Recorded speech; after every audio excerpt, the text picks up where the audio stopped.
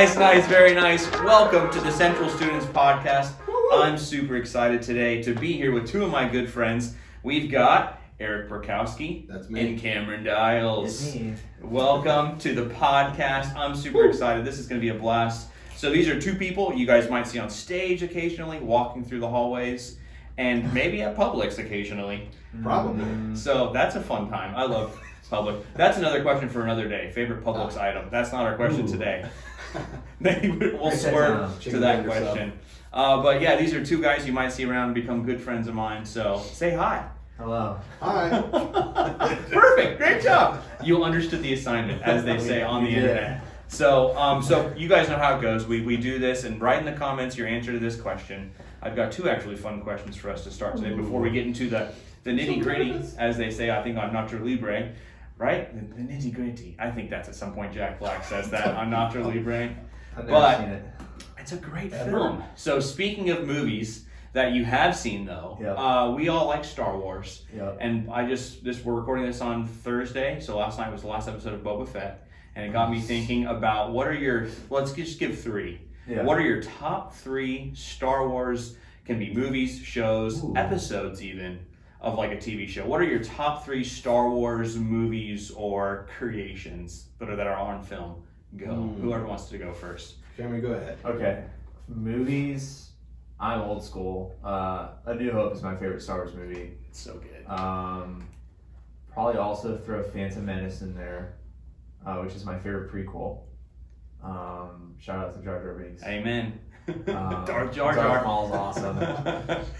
Third thing, I mean, I'm trying to think, like, Star Wars video games have been really good to me. Okay, gotcha. Bring video games into the So, mix. I remember the Star Wars Episode 3 video game for the Game Boy Advance. Oh my goodness. Dang. What a I deep played cut. that so much. Way back. And it was awesome. And, like, the Force Unleashed games were good. Did you Yeah. play Oh, yeah. Force I never Unleashed played games? those, but I They're really watched good. them before. They're all... I definitely played the first one.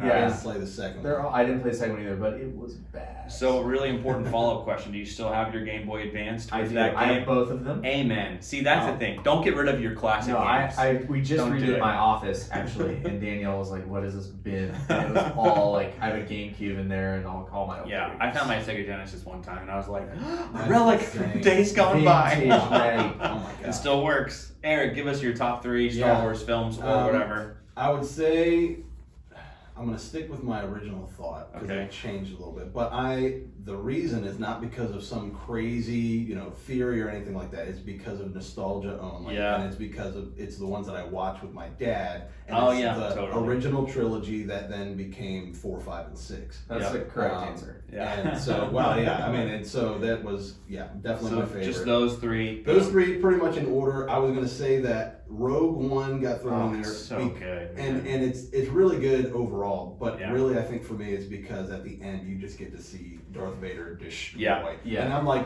this is what the Force is supposed to look like. Yeah, totally, man. The Sith Force is supposed to look terrifying. Yeah, and nice. what I love it. you know? My ranking is Empire Strikes Back, and then Phantom Menace, Darth Jar Jar. We could do a whole episode about Darth Jar Jar. It would be a 30-minute episode. Vampire Strikes Back, Phantom Menace, and then my third, I'd probably have to say A New Hope. Anyway, those are my top I three. could have swore that you said Vampire Strikes Back. Did I say it weird? think you did. Empire Strikes Back, I not was Vampire. like Vampire Strikes Back. I don't even know what vampires are. So, all right, so that's our Star Wars pick. Write in the comments what your top three Star Wars films or anything is. And then we're filming this before the Super Bowl, so you're going to get to all judge us because we're going to post this after the Super Bowl. Who's your Super Bowl pick? Bengals versus Rams. Who do you got? Bengals by 10. Bengals by 10. Oh man, I think the Rams are gonna win. Oh, I agree. But I hope that the Bengals But win. Bengals by 10. I'm pulling for the Bengals so that I feel like justified maybe in fantasy football. So I'm going for the Bengals. Jalen Ramsey, if he wins with the Rams, I'll be happy because the Jags did him wrong, not the other way around. Anyway, hey, so let's get into this.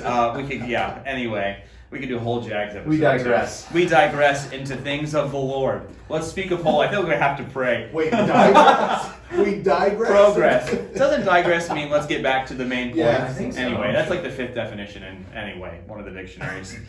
So hey, we're here today to talk about, like you guys know our theme for the year is just what's your story? And we're encouraging everyone and really the church and our youth group to think, what's your story? What are landmark things in your life? Who are people in your life that have been important to you? And we want to hear other people's stories because we're all able to follow Jesus in world-changing and simple everyday ways. And those overlap more than we know. And so really quick, I just want to hear, what's your history at church, real briefly? How long you been at Central? How long have you been in church at all? Yeah, go for it. Cameron, Eric, whoever wants to start, go for it. That's fine. I've been in church. I accept. I accept this challenge. No, I've been in church my entire life. Yeah, I mean, my dad, I'm actually a PK. My dad was a pastor when I was 2. He became an officially ordained, pastor within the Church of God denomination and all that. So I have been in church my entire life.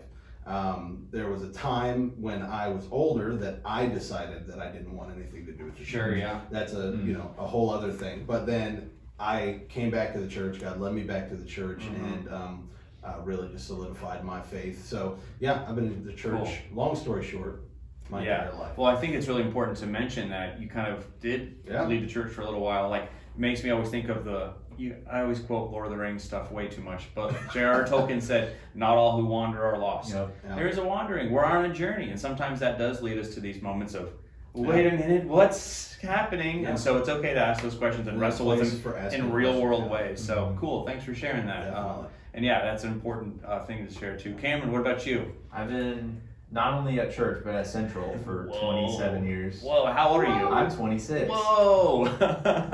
My parents got married at the church. I love the math. One of my grandparents got married at the church. Dang, wow. That's crazy.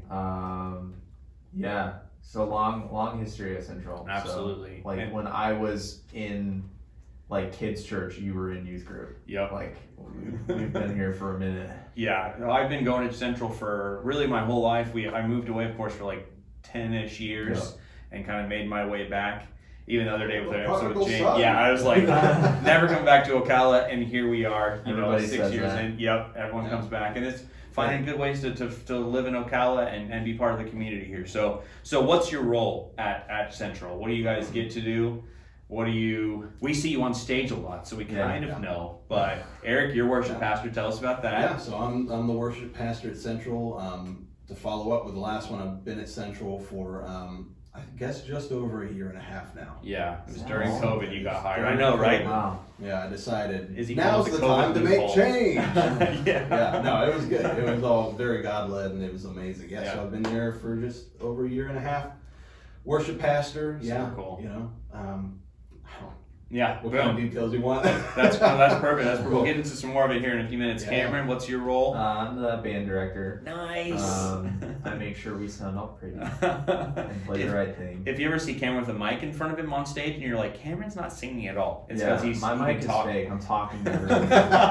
He can say, it's not fake, but guys, stop my mic's in everyone's ears. I'm like, please play this chord. Yeah. Wow. And so it's a helpful way. So some of you guys who are interested in worship, it's an opportunity if you ever want to pick their ears. Yeah. That'd be weird to physically do, but if you want to talk to them, you can ask my brain. Yeah, there you go. Is the expression. Anyway, but you can ask them, hey, what goes into it? How did you get into that? How long have you been playing guitar for, Cameron? How old am I? 26? I think so. 14 Nice. years. So you started when you were over 5 years old. Yeah, I was about 11 or 12 when I started. Over 5, yeah. I started playing guitar because I thought Trevor Currington was the coolest guy ever when he was in Stronghold. I still think that. I do too. Trevor Currington is shout out Trevor. He's still my guitar hero. Oh, that's so sweet. That sounds like a song, like a love song. Well, maybe special episode. Maybe I'll write that. It's a rock ballad. That's what we'll do one of our songwriting sessions. Trevor Currington is still that'd be a fun thing to talk about, though. Trevor Currington is my guitar hero. Okay, yeah. Let's talk about, so you're doing a fun thing right now, Eric, the songwriting workshop, which I think is a great idea. Yeah. Tell us really briefly, a little bit about that and how we can get involved if you want to be part of it. I think so. The best way for us to get involved is later.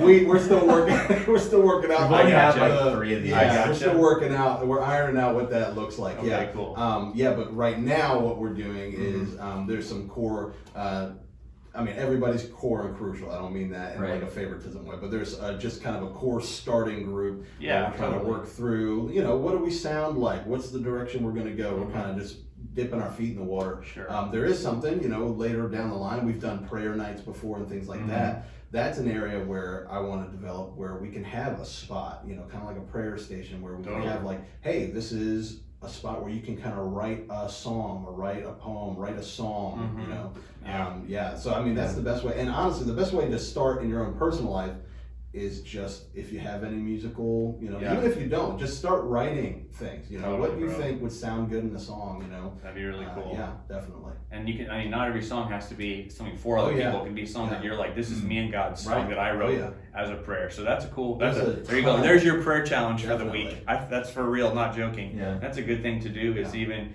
didn't you, maybe you don't want to share about this, say you want to start writing poetry? Yeah. I wrote. I'm sure you don't want to share this, but didn't you say? Yeah. I haven't started yet, but when I was in college, before I dropped out, don't do that. Stay in school. Yeah, stay in school, everybody. I was really good-ish at writing poetry and thought it was a lot of fun. Like I would just write poems longer than what assignments were meant for because my brain was rolling. So I thought about kind of getting a little moleskin book. Totally, man. Starting again, but I haven't at this point. Been really busy. I used to write poetry a lot as well, and I had a professor one time who he asked us in the middle, like we were like I was probably a sophomore in college, and he said, "How many of you guys in like our class?" He said, "How many of you wrote poetry before you came to college?" And every single one of us raised our hand. Really? And he said, "How many of you stopped as soon as you got into college?" And all of us were like, "Yeah, we all stopped." Except for like one or two people, because when we get so busy, we forget to create in those ways that are just for us. It's okay to create. And so anyway, that's just a cool thing. Yeah. We didn't plan on talking about that, but I think it's a cool thing for us to get into. I think is a good note to finalize on is that your intention with writing songs should not just to be, I'm going to write a hit. Totally. Yeah. It's not going to happen. Yeah. That's why I've written. Stick with it. I've written a ton of songs, and just for myself, and most of them don't sound good. Yeah, but totally. But the heart is there, and the what it's about is there. So it's like that kind of stuff might come up later down the line. Sure. You're like, wow, you know what? If I change these things, it's actually a pretty good song. Yeah, that's cool. This bridge is neat. Let's do it. Right. Yeah. Exactly. Yeah, it's cool. We'll create. That's an encouragement to create for everybody out there, and get a journal and write those prayers, songs, psalms, poems, whatever they might be. That'd be really cool. So we talked really quickly about Cameron, how long you've been playing guitar. What are some of you guys' musical influences? Like what gets you excited to listen to?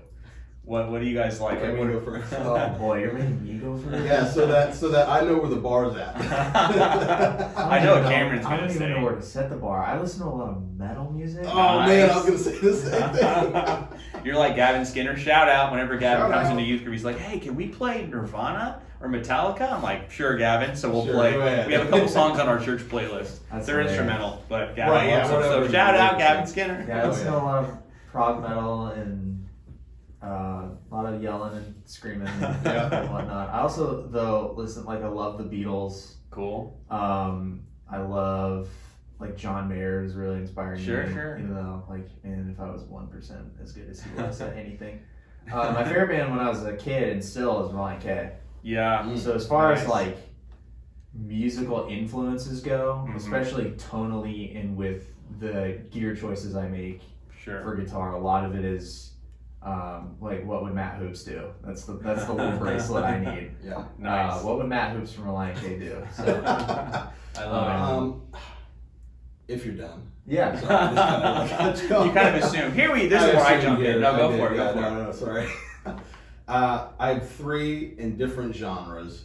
So my favorite metal band, is August Burns Red. Classic. The classic. And I really enjoy them a lot. Yeah, they're so good. My favorite my favorite rap group. My favorite rapper is Toby Nwigwe.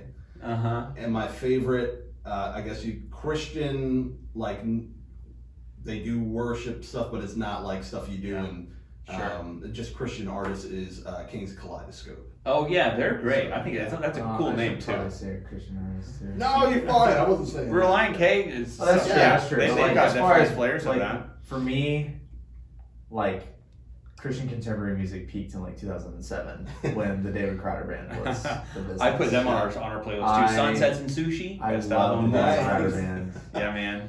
Just, those were the days. My favorite Christian artist these days is, of course, good old Rivers and Robots. Yeah. Love them so much, They're man. really good. I love them. Montel Fish, he's another good one. So anyway, cool. Well, so that's musical influences. You guys get to play in the band at church, lead worship.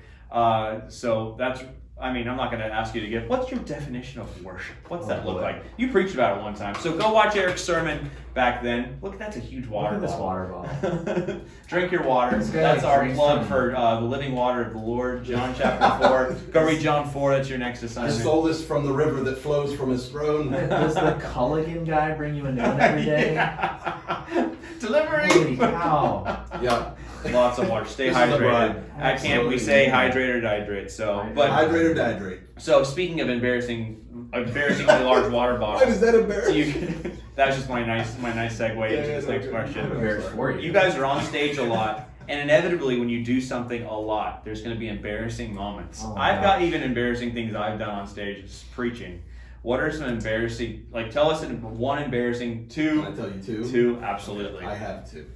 I have more. But I I'm was going to say, I have like 10. Yeah. I'm gonna stick to two, and it's because neither one of them happened at Central. I got you. So- Okay. Okay, I was leading worship for a youth group at a different church, and we were doing "This I Believe."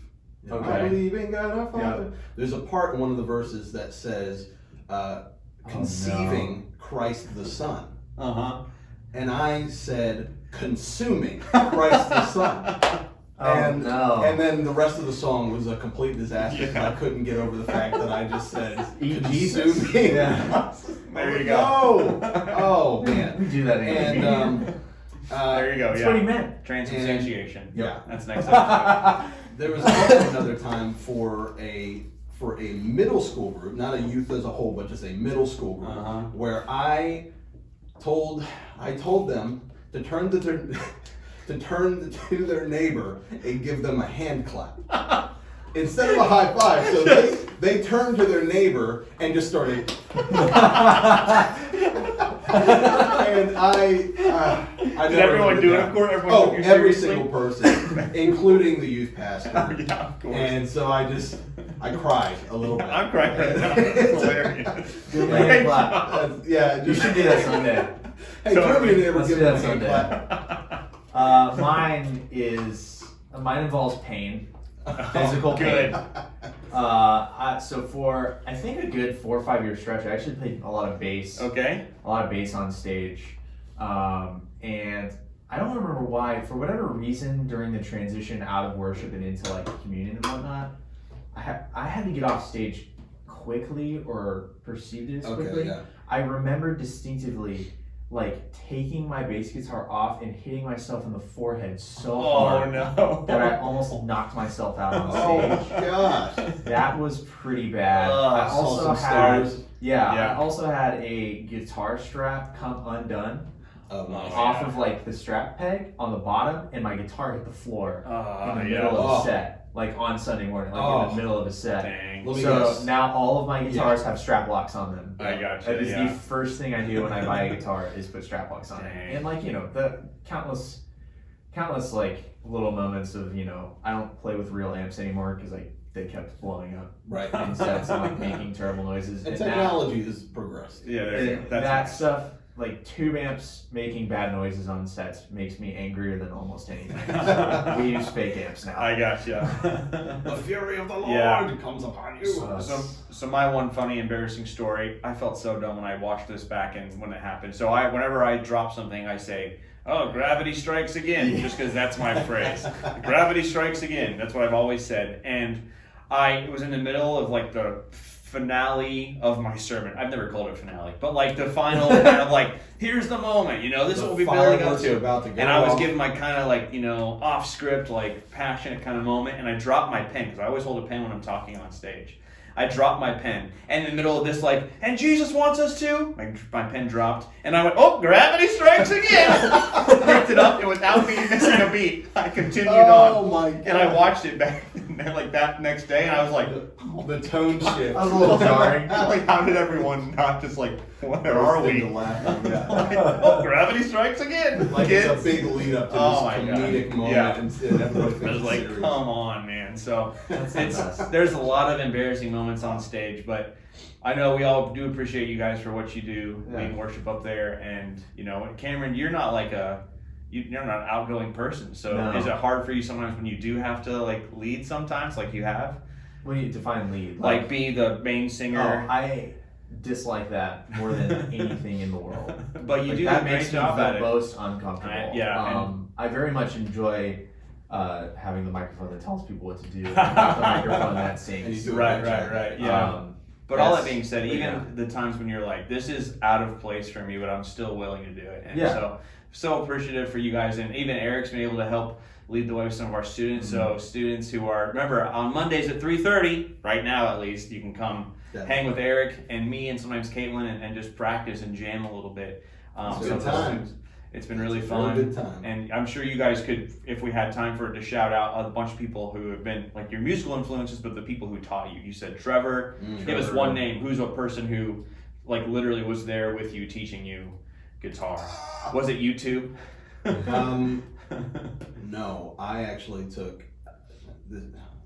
Was it I just took lessons? one class. Okay, One class, one semester class, and then I taught myself. that's cool. Well, there you go. And that's not bragging. It took way longer than it Sure. should because I did it that way. Well, and still, there's probably people that you've played with who have been beneficial to your time. yeah. And that's all there. There's You know. so many, man. Yeah. Trevor, Josh Mader, Yeah. Joey Mader. Oh, man. JB Dean, who played lead guitar at church for a while. He taught me Okay. a lot. Cool. Michael Radcliffe.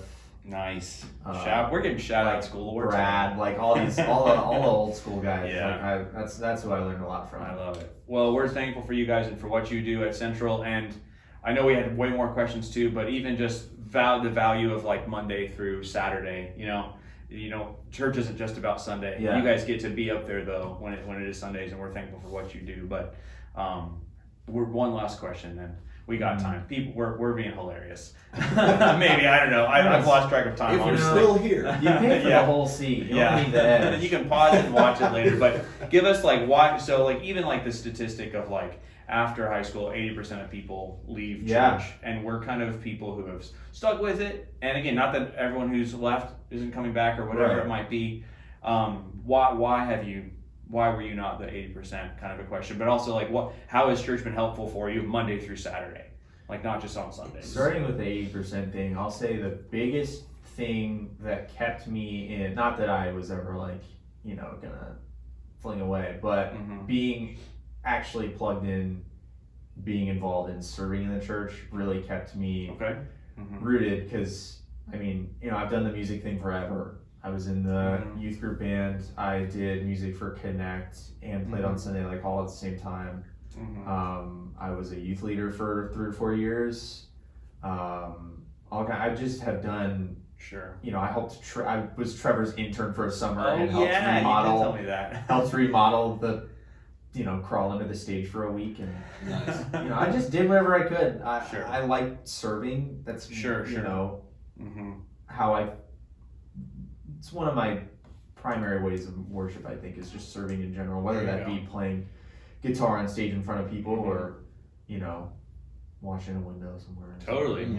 Like feeding homeless people with the youth group. We did that a lot when I was a kid, and so yeah, and I'd say in the Monday through Saturday, like man, the relationships I've made in the church with other people, members of the congregation, that's been invaluable. Like, all of my friends are Central people. Sure. Like, not all of them, but a lot of them are, and everyone I work with goes to church in Or has Central. history there, yeah. Or has history there. Totally.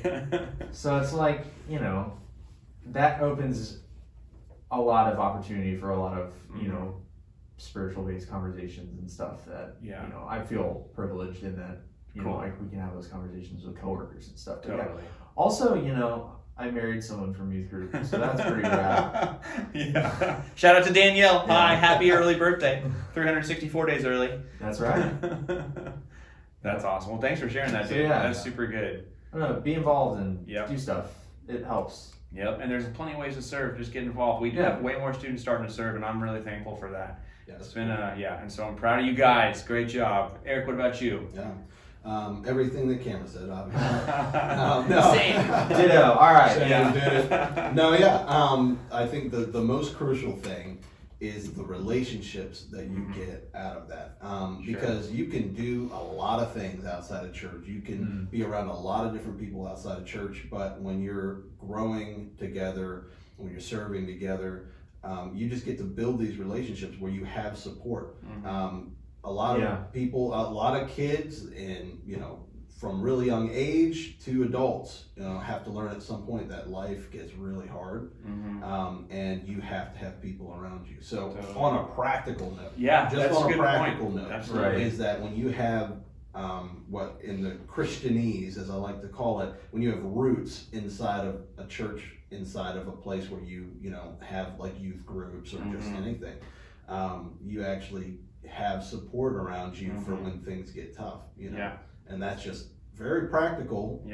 But then from that, you also get the spiritual nurturing. Well, and the more relationships you have built, and the more plugged in you are, there's a stage, especially people watching this, I assume, are mostly in youth group. Like, there's a stage in your life where your relationship with church and with the Lord, that's going to have to become yours, not your parents.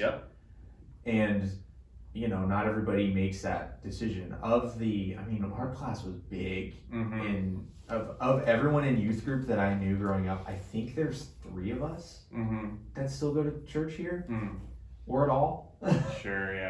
So most people don't make that decision, but I did. It was deliberate. I got my own car and I moved out of my parents' house, and I still go to church here because it's a decision that I want to make for my reasons. I don't have my parents' relationship anymore with Central.